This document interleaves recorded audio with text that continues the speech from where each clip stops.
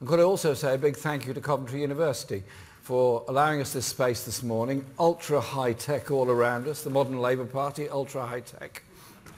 You're supposed to laugh at that point. Thank you very much. And also the work that Coventry University does in cutting-edge technology, research technology, and ensuring that the skills of decades in Coventry that built aircraft, that built cars, that built so much else are developed into the high tech that we want for the 21st century of sustainable industries and sustainable technology. And can I also thank the shadow ministers that are here today. Rebecca Long-Bailey, who's doing such an incredible job on business and trade. Barry Gardner, who's doing a great job on trade itself. Becky and you work together, okay? And Keir Starmer, who's done such a brilliant job in holding the government to account and forcing them to retreat time after time on the whole issue of Brexit negotiations. Thank you very much for being here. And welcome the Coventry MPs for being here today. Thank you very much indeed. The City of Coventry, and I think we should also thank Geoffrey Robinson for the incredible work he did on Friday in the Organ Donors Bill in Parliament. It's made an incredible difference to the lives of many, many people.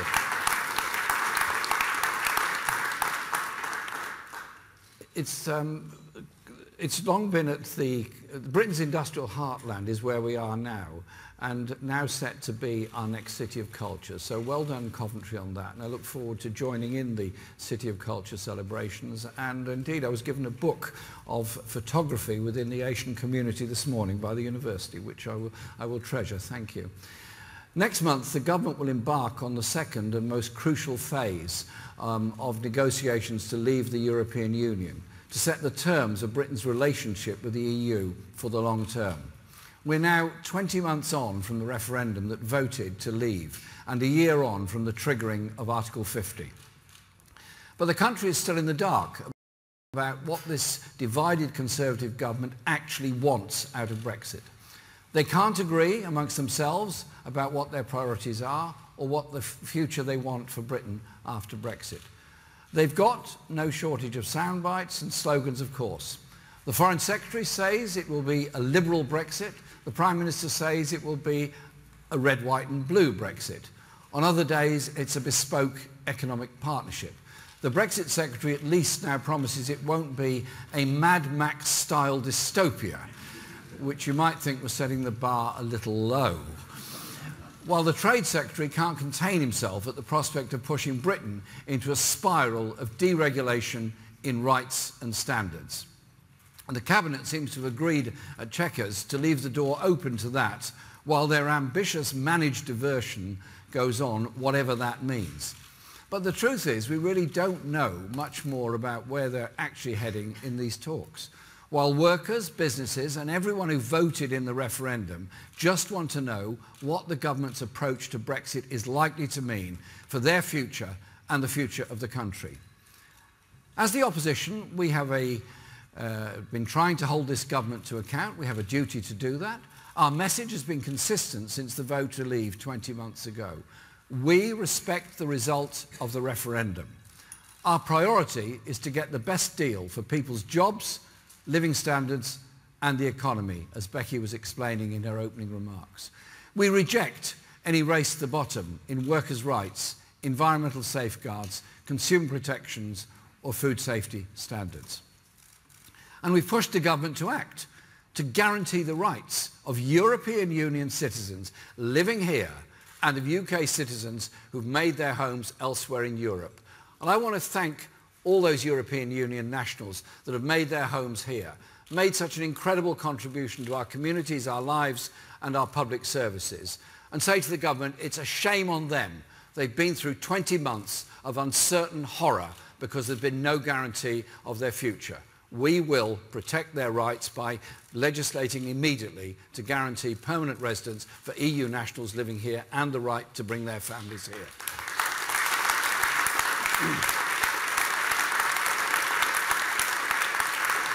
We also want to ensure as a transition period on the existing terms. That was the very strong point that Keir and other colleagues put in Parliament, which would minimise disruption and avoid an economic cliff edge. To avoid any return to a hard border in Northern Ireland, and to guarantee Parliament a meaningful vote on the final deal. The Conservative government has dithered and delayed.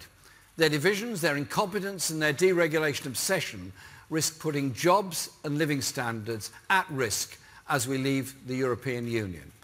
This is an economy that has already been damaged by 8 years of Conservative austerity, where wages are still lower today than they were a decade ago, where productivity lags dangerously behind other major economies, where the government has failed to invest and modernise, where more people are living in poverty, and where closing the deficit that was due to be eradicated in 2015, then 2016, then 2017, then 2020, and now been put back to 2025. After years of Tory bluster and slogans, the Conservatives have been found out. They have no economic plan and they have no Brexit plan. Every so often they wheel out Boris Johnson to promise once more they'll cough up more money for the NHS after Brexit. And they've spent the last 8 years not giving money to the National Health Service that so desperately needs it. Even while they've been able to find billions of pounds, billions, to cut taxes for the richest corporations, to cut capital gains tax for the super rich elite, and to scrap the 50% rate for the richest too. And found billions more to cut inheritance tax on the wealthiest estates and to slash the bank levy. Yet the National Health Service has been subjected to the longest financial squeeze in its history. This is a government that failed our NHS pre-Brexit and during Brexit, and certainly can't be trusted with the NHS post-Brexit. Labour will give the NHS the resources it needs, because we will raise tax on the top 5% and big businesses, those with the broadest shoulders to pay, not by making up numbers and parading them on the side of a bus. We will fund, and we will use the funds returned from Brussels after Brexit to invest in our public services and the jobs of the future, not tax cuts for the richest. Today,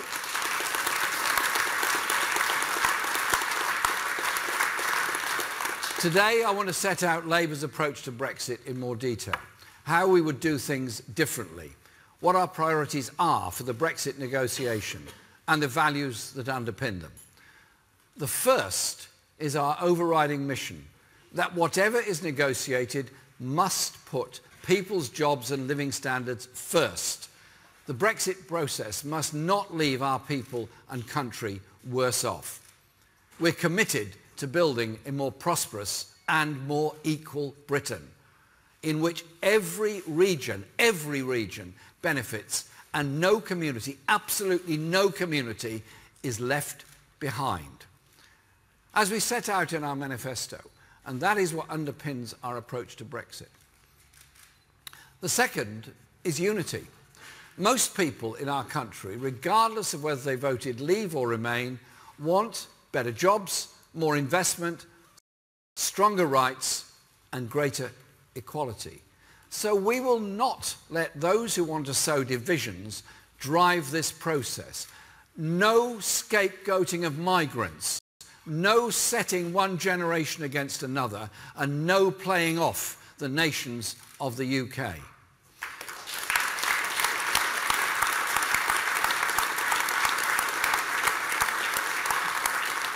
No one should be willing to sacrifice the Good Friday Agreement, the basis of 20 years of relative peace and development and respect for diversity in Northern Ireland.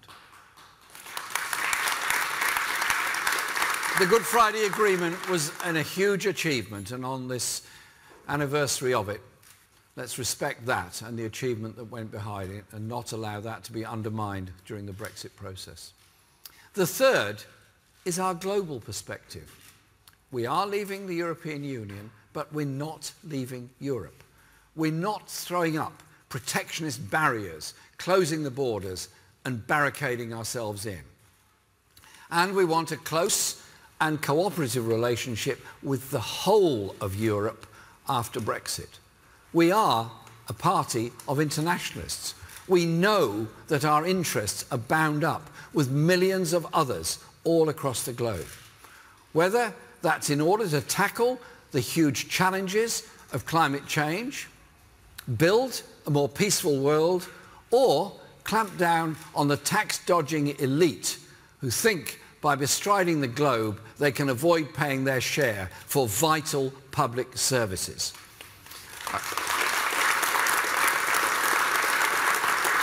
I want to address each of these principles today because together they define Labour's approach to Brexit, the Labour Party's values and what the next Labour government will seek to deliver in office. So many of the areas that voted to leave are the same areas that have lost out from years of chronic underinvestment. Areas where too many people are held back by the lack of opportunities. Where people fail, the system is rigged against them. Because they can't get a decent, secure job, can't afford to buy a home, can't get more hours or higher pay, can't afford to retire, or aren't able to escape the spiral of debt. You can't replace secure jobs in manufacturing or mining with sport direct and insecure work like that. You've got to do better than that as a society and a country, and we're determined to do that.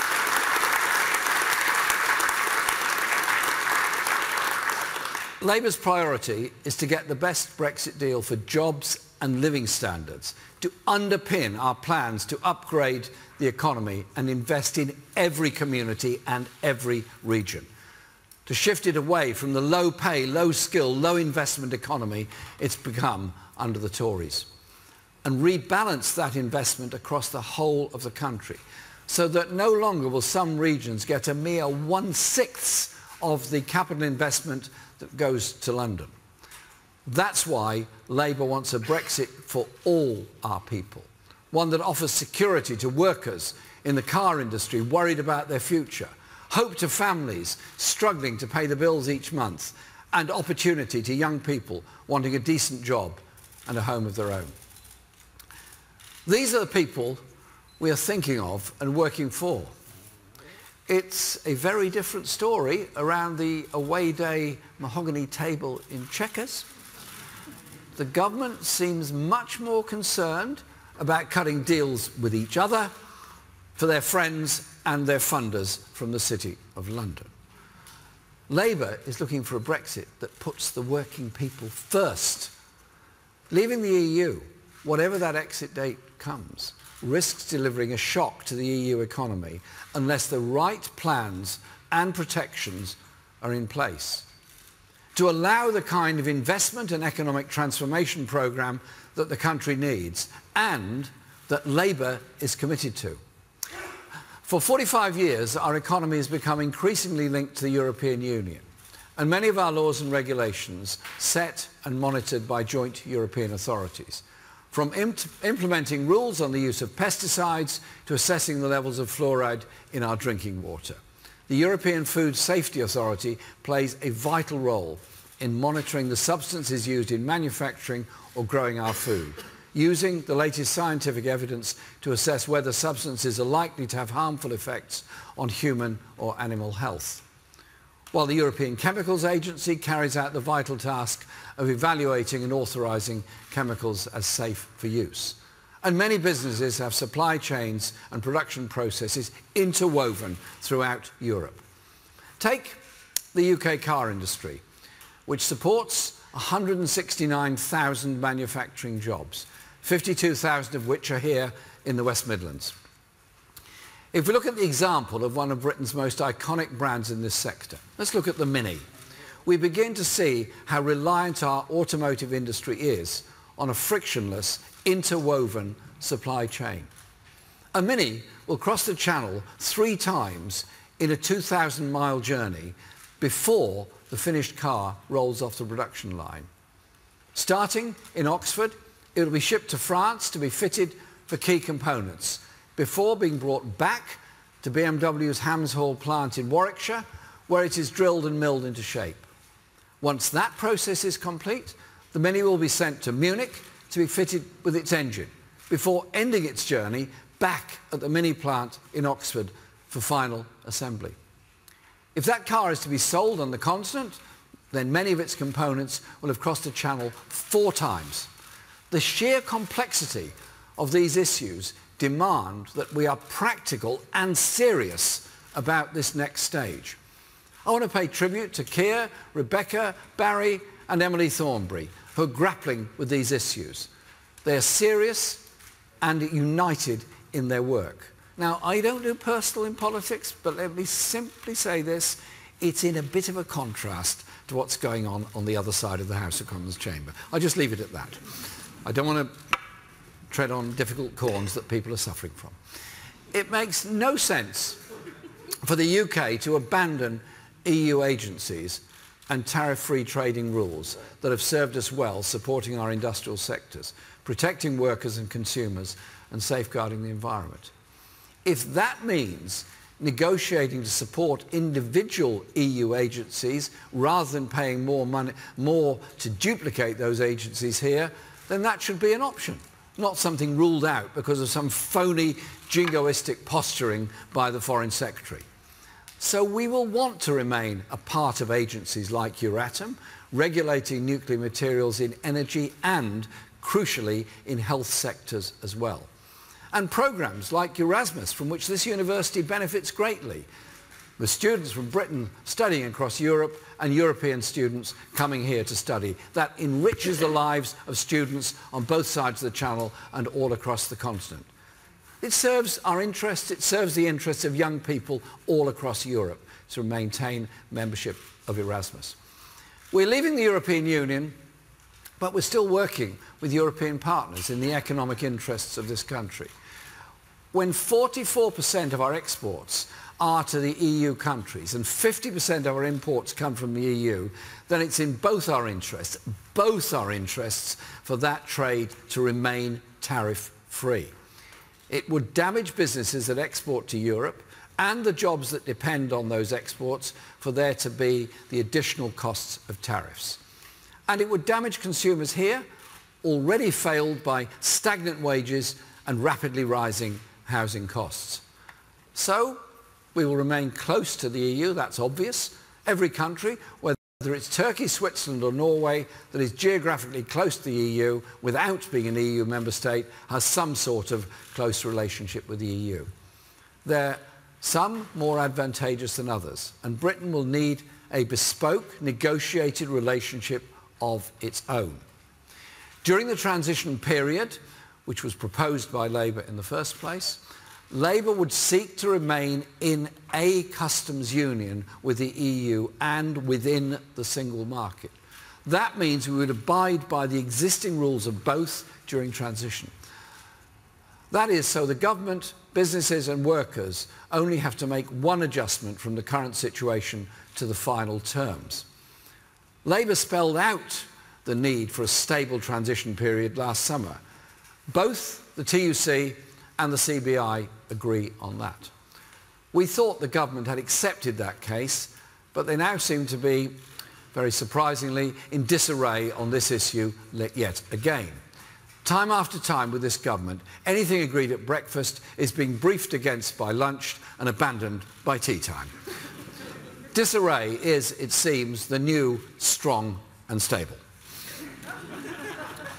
And the government's muddle and division risk the costly adjustments for both government and businesses, from the current terms to the transitional terms, and then again to the final terms.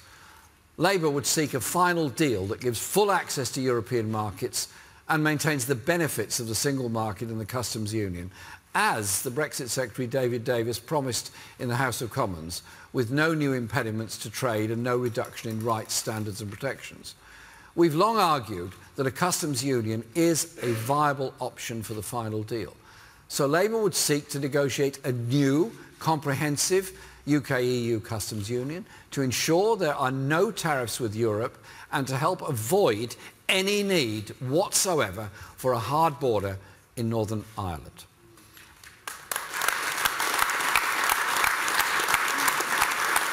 We're also clear that the option of a new UK customs union with the EU would need to ensure that the UK has a say in future trade deals. A new customs arrangement would depend on Britain being able to negotiate agreement for new trade deals in our national interest. Labour would not countenance a deal that left Britain as a passive recipient of rules decided elsewhere by others that would mean ending up as a mere rule taker. In contrast, the Conservative government has moved from saying it wanted trade with the EU after Brexit to be tariff-free to saying it wants it to be as tariff-free as possible, quite significant change. In which sectors of the economy and industry does the government think would be acceptable for there to be tariffs? They should let us know. Like with so much else, they haven't spelled that out 20 months after the referendum. But that is the consequence of ruling out the option of a customs union, which the government has done. So I appeal to MPs of all parties, be prepared to put the people's interests before the ideological fantasies, to join us in supporting the option of a new UK customs union with the EU that would give us a say in future trade deals. Labour respects the result of the referendum and Britain is leaving the EU, but we will not support any Tory deal that would do lasting damage to jobs, rights and living standards. Some seem very keen on downgrading our trading links with Europe. But we do not believe that deals with the US or China would be likely to compensate for a significant loss of trade with our neighbours in the European Union, and the government's own leaked assessments show exactly that. Both the United States and China have much weaker standards and regulation. Those deals would risk dragging Britain into a race to the bottom on vital protections and on rights at work. Environment, consumer and rights at work are pretty central to everything the Labour Party believes in. And, let me make this clear, we're implacably opposed to our National Health Service or any other public services being part of a trade deal with Trump's America or a revived transatlantic trade and investment partnership style deal with the EU, which would open the door to a flood of further privatisation of public services and our National Health Service.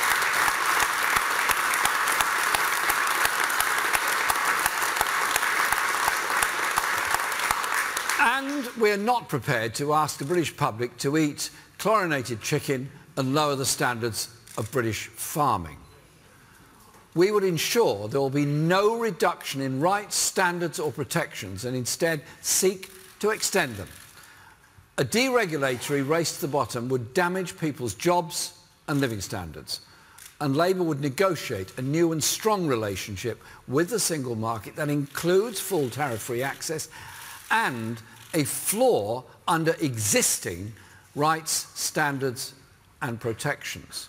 That new relationship would need to ensure we can deliver our ambitious economic programme, to take essential steps to intervene, upgrade and transform our economy, to build an economy for the 21st century that works for the many, not just the few.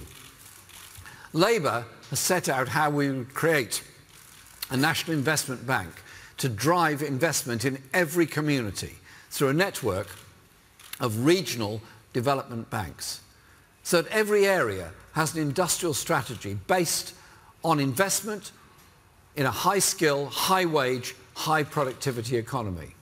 And through our $500 billion National Transformation Fund, we would invest in a decade-long programme of renewal so that Britain has the infrastructure that matches, if not exceeds that, of other major economies. In our transport networks, our energy markets and our digital infrastructure, too often Britain lags well behind. So we'd also seek to negotiate protections, clarifications or exemptions where necessary in relation to privatisation and public service competition directives, state aid and procurement rules and the Posted Workers Directive. We cannot be held back inside or outside the EU from taking the steps we need to support cutting-edge industries and local businesses and stop the tide of privatisation and outsourcing, or from preventing employers being able to import cheap agency labour to undercut existing pay and conditions and result in grotesque levels of exploitation of vulnerable workers and loss of jobs to others and huge profits to the employer in the middle of that. We would deal with that.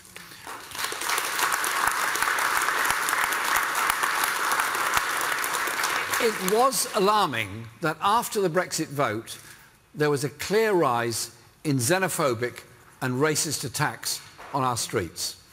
The referendum campaign was divisive, and some politicians on the Leave side whipped up fears and division in order to further their cause.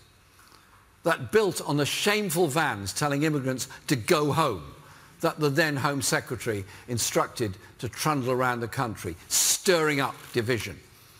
I remember just after the referendum result receiving a text from a young person in my constituency who'd been subjected to abuse in the street for the first time. First time in his life he'd been abused for what he is, and he was very afraid. Our immigration system will change, and freedom of movement will, as a statement of fact, end when we leave the EU. But we have also said that in the trade negotiations, our priorities are growth, jobs, and people's living standards. We make no apologies for putting those aims before bogus immigration targets. Labour will design our immigration policy around the needs of the economy based on fair rules and the reasonable management of migration. Every industry needs workers. There is a skill shortage in Britain, and our National Health Service is already suffering because large numbers of EU staff have gone home because they're frightened of the future in Britain. We want to turn that around. They're welcome to stay, welcome to work here, and we need their skills and we need their dedication to public service. And under Labour, we'll make sure that happens. We would not do what this government is doing and start from rigid red lines on immigration and then work out what that means for the economy afterwards. As Diane Abbott, our Shadow Home Secretary, set out last week, we do not begin with how do we reduce immigration and to hell with the consequences. These are Tory policies and Tory values. Part of the reason why net migration has been relatively high in recent years is because of the skills shortage in the UK labour market. At the general election, Labour set out plans to invest in a national education service with free college, university training places to tackle those shortages and not drive young people into debt just because they want to get a university education. But people also feel frustrated when they're denied opportunities to retrain or improve their skills, and employers instead import skilled labour from elsewhere. We will also restore free English as a second language courses so that people who come here, whether as migrants or refugees, can learn English and fully participate in their communities and workplaces. We also set out how we would tighten our labour market regulations and strengthen trade union rights to tackle the insecurity and exploitation of all workers. When migrant workers come to Britain, they must not be exploited or used to undercut or suppress better working conditions or higher pay. Those issues can only be tackled by stronger employment law to stop employers being able to import cheap agency labour to undercut existing pay and conditions. Collective agreements and sectoral bargaining must become the norm. Labour stands for the rate for the job, not a race to the bottom. But let's also be clear, it's not migrants that drive down wages. It's bad employers that cut pay and bad governments that allow workers to be divided and undermined. And they want unions to be weak and passive. We will strengthen our employment law, invest in the skills of workers in Britain so they can progress.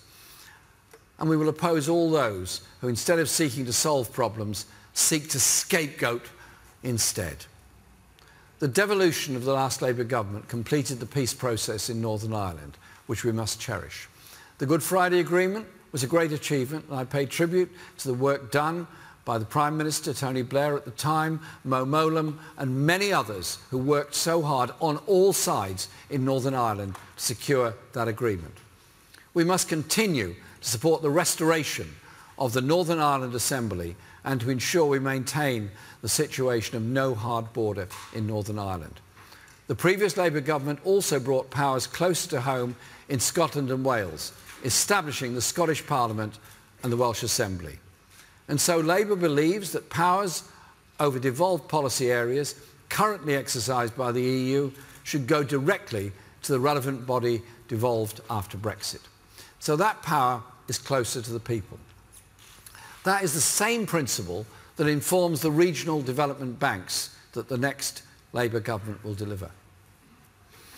The constitution of the Labour Party includes a commitment to support the United Nations, a promise, and I quote, to secure peace, freedom, democracy, economic security and environmental protection for all. Some want to use Brexit to turn Britain on itself, seeing everyone as a feared competitor. Others want to use Brexit to put rocket boosters under our current economic system's insecurities and inequalities, turning Britain into a deregulated corporate tax haven with low wages, limited rights and cut-price public services in what would be a destructive race to the bottom. Labour stands for a completely different future, drawing on the best internationalist traditions of the labour movement and of this country. We want to see close cooperative relations with our European neighbours outside the EU, based on our values of internationalism, solidarity and equality, as well as mutual benefit and fair trade. We're proud that Britain was an original signatory to the European Convention of Human Rights in 1948, and in 1998 Labour's Human Rights Act enshrined that in law. So Labour will continue to work with other European allies, including through the Council of Europe, to ensure our country and others uphold our international obligation. We must work with other countries to advance the cause of human rights, to confront the four greatest and interconnected threats facing our common humanity. First, the growing concentration of unaccountable wealth and power in the hands of a tiny global corporate elite. We must challenge that, working with our European neighbours to stop those who would play one country off against another, or those who hide their wealth offshore in order to avoid paying their dues to fund the public services that they all use at some point in their lives. The second, climate change, which is creating instability and fueling conflict across the world and threatening all our futures. No matter how much we inform them, pollution stubbornly, very disrespectfully, refuses to respect national borders. We can only tackle climate change, pollution and environmental degradation by working together, and many of our closest allies in that struggle are in Europe. The Green Alliance estimates that trade in low-carbon goods and services contributed over 42 billion to the economy in 2015. The UK low-carbon and renewable energy sector was expected to increase fivefold by 2030, potentially bringing 2 million jobs and contributing more than 8% to UK's national output. But that needs us to maintain our standards and ensure barrier-free trade in low-carbon goods. Those include eco-design and energy labelling standards, greenhouse gas emission standards for vehicles, and internal energy market construction product standards, chemical regulation, and nuclear safety and safeguards. So the importance of getting our Brexit settlement right is vital in this area, both in terms of Britain's industrial role in reducing climate change and in terms of protecting jobs and industry. Thirdly, There are unprecedented numbers of people fleeing conflict, persecution, human rights abuses, social breakdown and climate disaster. The global refugee crisis is huge, and there are 65 million refugees across the world. That's the equivalent of the entire population of Britain. That crisis is a challenge, much of which is on the borders of Europe. And that challenge can be met by coordinating with neighbours, both to crack down on people smugglers who put men, women and children at sea in unseaworthy vessels, as Operation Sophia tried to rescue those from the seas around Europe, as too many desperate people are drowning in pursuit of sanctuary. These are people who are simply seeking refuge from cruelty and suffering. They want to make a contribution, but for accident of birth, it could be any of us. Let's have the hand of humanity to refugees around the world, not blame them for the problems that they're fleeing from. And I pay tribute too to the role the Royal Navy's played in their contribution in the Mediterranean, in saving lives and plucking people from danger in the sea. And finally, I want to briefly address the use of unilateral military action and intervention rather than diplomacy and negotiation to resolve disputes and change governments. Let's learn the lessons of Iraq, Libya and Afghanistan and be clear that we will not take our country down the road of regime change wars again. The real answer is genuine international cooperation, which confronts the root causes of conflict, persecution and inequality. And we will continue to play a role in partnership with the EU in that effort. We live in a globalised world. The lives we lead are dependent on the work of others and our trade with those from around the world. Many of us have friends and family that are from or who live in many other parts of the world. In contrast to the Prime Minister who said, if you believe you're a citizen of the world, you're a citizen of nowhere. We believe, in fact, that we can only fully achieve what we want to as citizens of Britain by also recognising we are citizens of the world.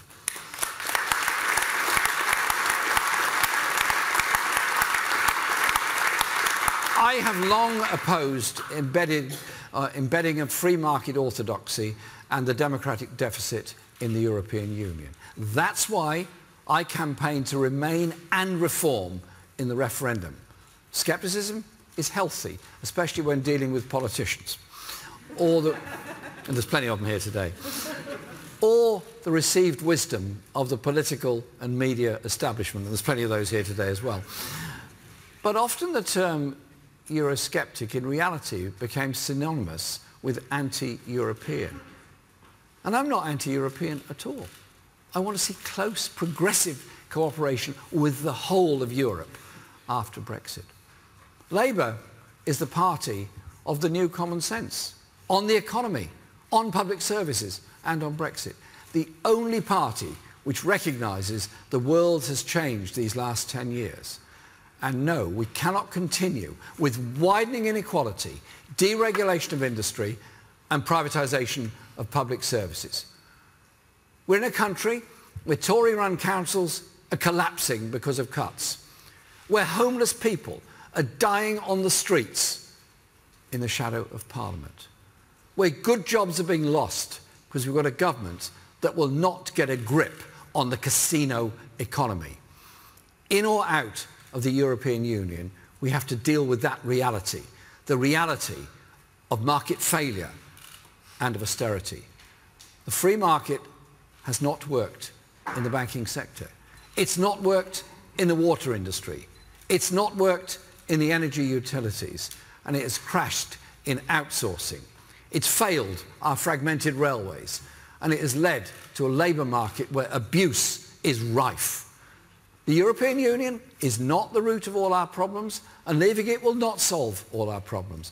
Likewise, the EU is not the source of all enlightenment, and leaving it does not inevitably spell doom. There will be some who will tell you Brexit is a disaster for this country, and some will tell you that Brexit will create a land of milk and honey. The truth is more down to earth, and it's in our hands. Brexit is what we make of it, together.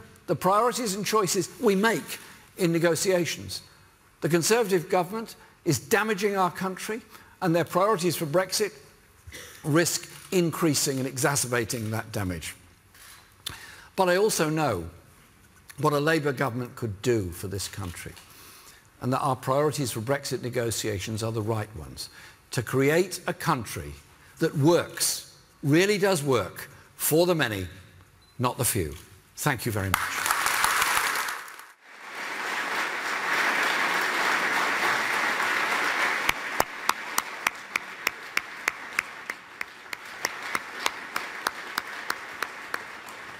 So applause for Jeremy Corbyn's speech in Coventry. Rebecca Long-Bailey, the local MP, alongside him. And we're expecting a question and answer session coming up shortly now, which we will bring live to you as well. We've got time for some questions now. I'll do them in groups, and we should have some roving mics around the room. I think we've got 2 on the go at the moment. So I'll start on this side. Gentleman with the red tie and the glasses. Yeah, fantastic. Thank you. Gary Gibbon, Channel 4 News. If you went into a customs agreement, the say you have may just be a right to be heard, not a right to a vote, not a right to a veto. Would you live with that? And can I just ask one other, because you pointed out... Say that again. Sorry. You might just have... is it the microphone, or is it... Yes, is that bad? If you go into a customs agreement, you might just have a right to be heard, not a right to a vote or a veto on any trade agreements that the EU might have. Could you live with that? And just one other, if I may. You pointed out it's been 20 months since the referendum, and you say the Tories have been playing politics. Why have you suddenly now come round to the idea of a customs agreement? Some people might think you've got a political game on your mind. Got the lady sat down with the blue dress on, just a little bit further along. Thank you. Anoushka Astana from The Guardian. A QC, George Peretz, has pointed out this morning that a number of European countries spend more on state aid per head than the UK does, and also that Scandinavian-style economies are obviously possible within the single market because they exist. What specific Labour policies do you hope to implement that you believe requires an exemption from those single market rules? We'll do one more from this side. The gentleman with the blue tie and the lovely blue jumper there. Thank you very much. Nick Watt, BBC Newsnight. Mr Corbyn, it's often said that because we don't see you at these set-piece interventions on Brexit very often, that you're keen for Theresa May to own Brexit's success or failure. And yet in the last week you raised it at Prime Minister's questions, and here we are today. And I'm just wondering, do you see an opportunity to shape Brexit or an opportunity to ship out Theresa May? Well, I love your blue sweater. It's very nice.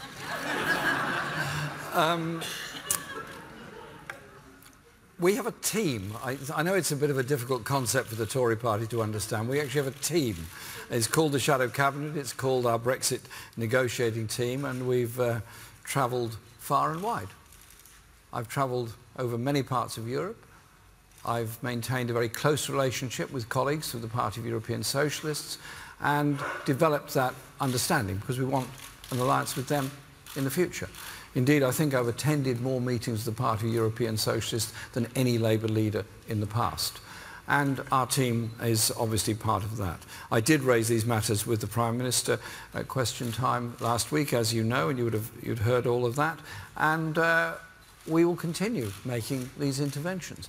Listen, it was only 2 weeks or so after the referendum in 2016 that Andy Burnham, who was then our Shadow Home Secretary, before he went on to become the Mayor of Greater Manchester, proposed an amendment to Parliament, or a resolution to Parliament, which would guarantee EU citizens their rights of residence in Britain. We've been on this from the very, very beginning of trying to deal with the consequences of the decision the British people handed to us. On the points that Anushka raised from The Guardian, the issues are of competition rules and the issues are of the rules on state aid. And, for example, the nationalisation of RBS, in order to accommodate European rules, was accompanied by the selling off of some of the best parts of RBS, and the public was left with the remainder. Royal Mail is a natural monopoly. Mail delivery is a natural monopoly. I do not agree with or accept the idea there has to be competition in mail delivery. After all, we all have one letterbox, and it's much more efficient to have one postal delivery person coming down the street rather than 3 or 4 from different or competing companies. And likewise, the idea of sort of competition in water supply is a little odd when there's only one water pipe comes to each house.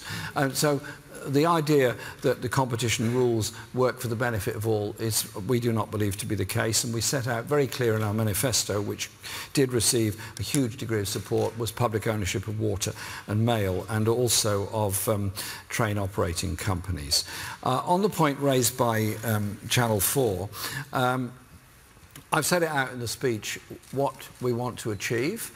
What we're going to achieve is our right to be able to negotiate and consult at the same time with the European Union on the sort of trade agreements that we make, and also to influence them on the sort of trade deals that are made with the rest of the world. For example, EU trade agreements at the moment have a human rights clause in them, very seldom enforced.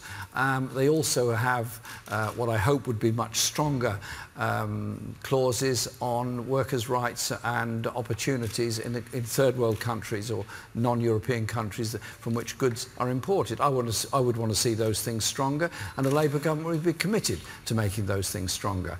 Does that mean we have to be passive takers? No. We are a large economy, we are an important part of the world trade system, and we would obviously negotiate to achieve that. Barry has set this out very clearly in many debates in Parliament. I have a second question. What took you so long? Some people might think you want to play politics now with this issue. Well, that's a really strange question, because I, as you know, spend a lot of time travelling around the country doing campaigning meetings. The issues surrounding Brexit come up all the time, and we thought it would be helpful if, as the second stage of negotiation beginning, we set out our views here today, which is exactly what we're doing. And thank you for coming along. Okay, any more questions? We've got a lady in a blue dress down there. You mentioned, hi, I'm Polly from Free Radio News. You mentioned about the automotive industry in Coventry. Jaguar Land Rover said last week that they would suffer dire consequences from the impacts of Brexit and thousands having to pay for it with their jobs. First of all, what do you say to that? And second of all, would your plan then reassure them of those fears? I'll do another 2. Got the gentleman behind with the fetching scarf on there. Thank you. Ben Kentish, The Independent. Mr Corbyn, you talked again today about the need to maintain a soft border in Northern Ireland.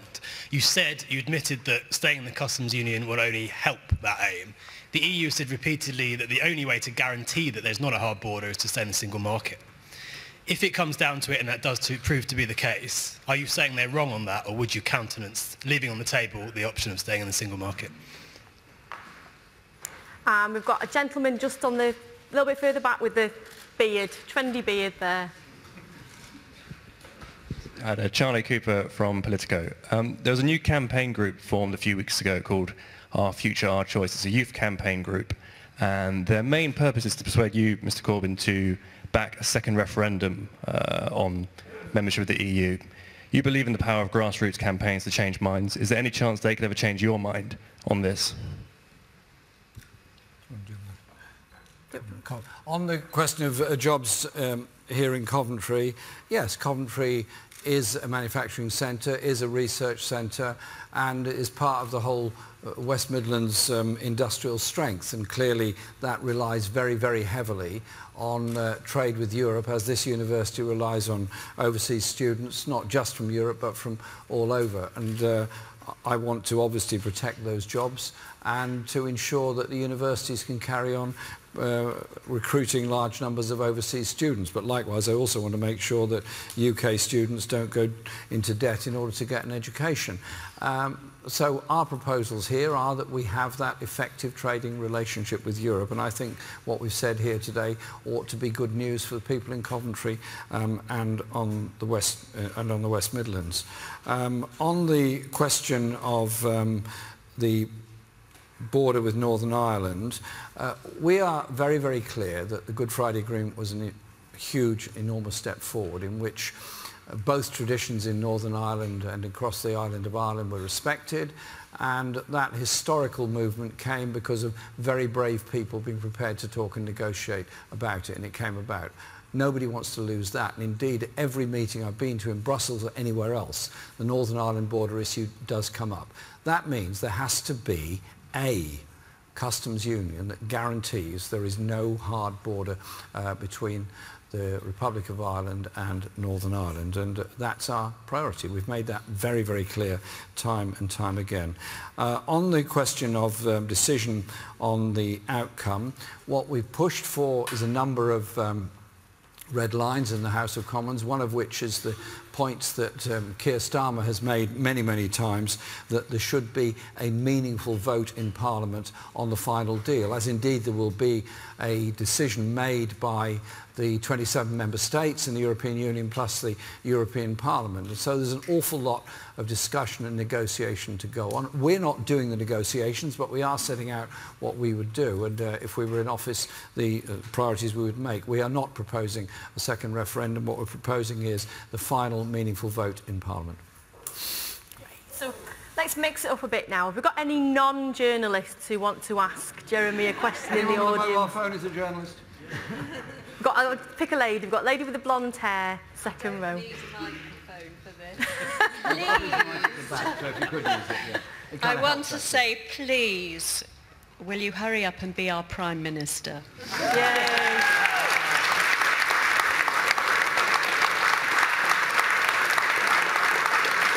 Okay, we've got time for another 2 questions then. Gentleman with the blue shirt sat a couple of rows back there.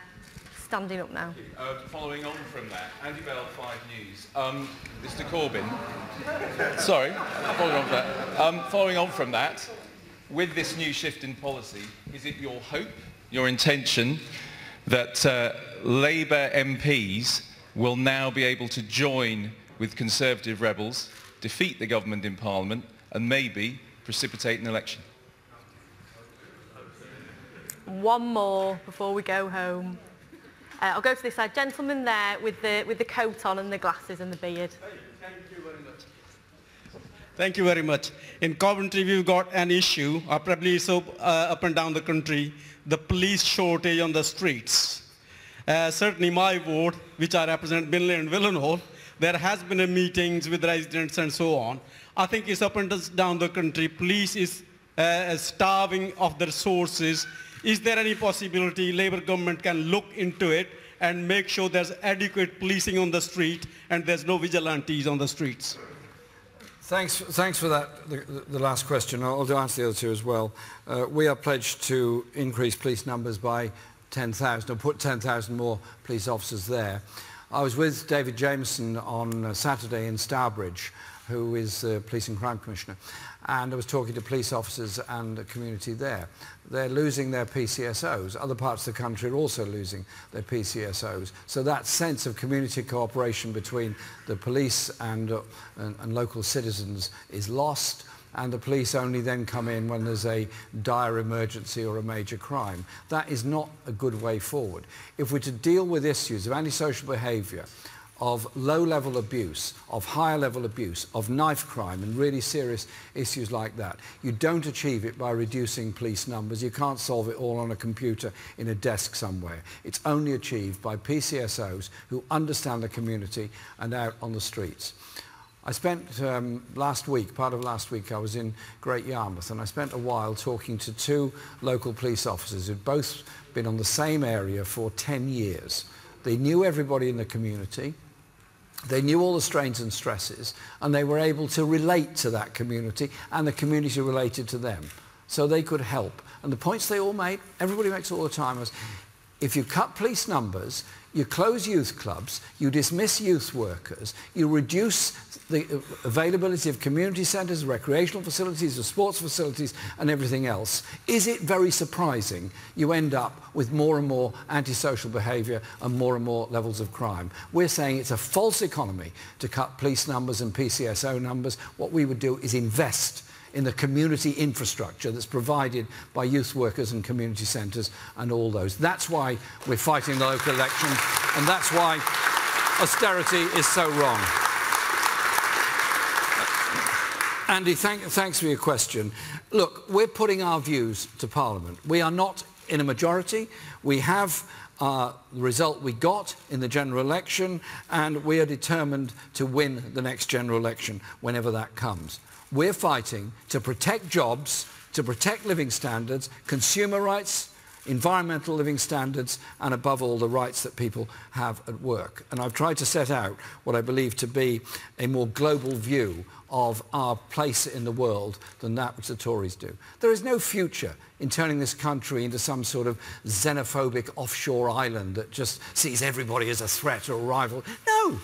We're an open, multicultural, multilingual society. Let's be proud of that, proud of what we've achieved, but above all, say to people in every community, in every part of the country, a Labour government will not let your industries disappear and be replaced by nothing other than short-term, insecure, zero-hours contract type work. We are serious, very serious, about investing in every community in the country. Surely the political class should learn a lesson from the results of the referendum, was that sense of anger at left-behind communities anywhere in Britain. We will not walk by on the other side and let towns and cities die for the lack of investment. It's our duty to achieve something very different and very better. And yes, we're campaigning very hard all over the country to win the local elections and then a general election when it comes, and so you'll get a Labour government that way. Is that okay?